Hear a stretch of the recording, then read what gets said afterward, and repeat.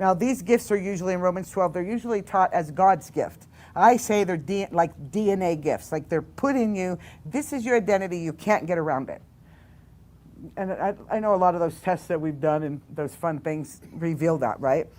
So there's some good stuff out there and there's some really bad stuff. So you want to be careful what you mess with when it comes to finding out what your gifts are. But there's some gifts that really help you identify how you think, how you show up, and how you operate, and why you do it. And then it shows you the negatives and the positives. You guys use the DISC thing, right? And I was telling Gabe about that the other day. And why is that important? Well, because I've always, one of my gifts is prophecy, my birth gift. It's prophecy. I didn't know that about me. I didn't know how terribly rough prophetic people can be.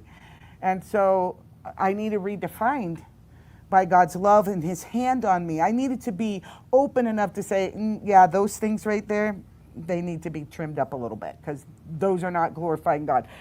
I don't want to work in the gifts with that. I mean, it wasn't unlike me in my early days to walk up to somebody and go, so you're not supposed to be in the prayer room, because I said this the other day. You're not supposed to be in the prayer room because you're in sin. You're living with your boyfriend, and you're bringing in demons into the prayer room. Like, it's nothing for me. I would do that.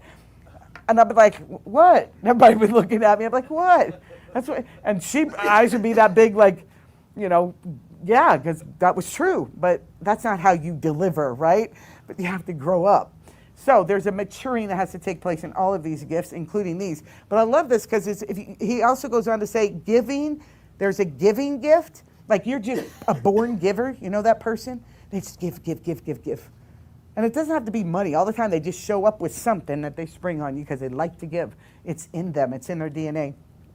And then leading and mercy. Sometimes I see leaders that have a gift of leading, but I don't see the anointing. Doesn't mean the anointing's not coming.